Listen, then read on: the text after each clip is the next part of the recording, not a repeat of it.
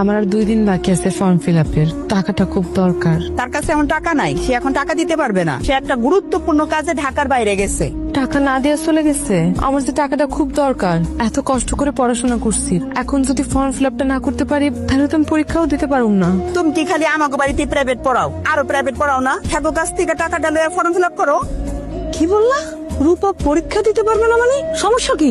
গরিবের সমস্যা কি শেষ হচ্ছে ম্যাডাম? বেতন যা পাই তাদের কোন রকম টাইনে সংসারটা চলে। ফর্ম ফিল আপ করাবো কিভাবে? তাই কোন টাকার জন্য ফর্ম ফিল আপ করতে পারবে না? তাহলে এতদিন আমি ওকে সাহায্য করলাম কেন? হ্যাঁ, তুমি আমাকে বলো না কেন যে টাকার দরকার? আর কত চাবো ম্যাডাম কোন?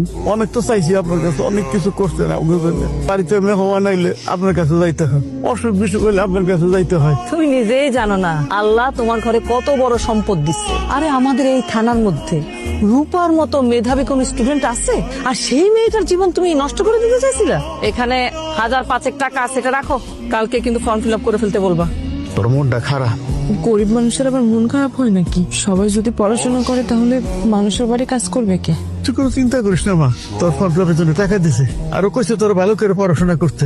আব্বা, তুমি তার কাছে আবার কেন টাকা চাইতে গেলা? একটা মানুষের কত দিবে? আমার জোর করে টাকাটা দিল।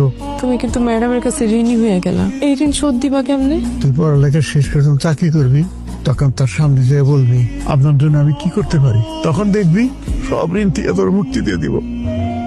সারাক্ষণ দেখতে ইচ্ছা করে তোমার। আমারও তো চাই সারাক্ষণ তোমার সাথে থাকতে। তুমি দপ্তরের মাইয়া হইয়া একটা হেডমাস্টার নিয়ে পোলার পিছনে এই বাইকে সারটা চোখের লিখা, হ্যাঁ? আরে সবার সবকিছু করা ঠিক না। আর এই যে উপরের দিকে উঠার চেষ্টা করতেছো না, দেখো দাপ কইরা এই স্বপ্ন একদিন ভাঙিয়ে দেবো। মেম্বার কাকা, আপনি রূপারি নিয়ে কি আজে বাজে কথা বলতেছেন? বয়স কম তো, সেই জন্যই তুমি আমার কথা বুঝতে পারো নাই। আরে মেম্বার কাকা ঠিকই বলছে, দপ্তরের মেয়ে সবকিছু মানায় না। দেখো, তুমি যদি না আসতা আমার কি এতগুলো কথা শুনতে হইতো? রূপা, এই রকমের কাজ কেমনে করে? আপনার মান সম্মানের দিকে একটা বার তাকাইলো না, হ্যাঁ?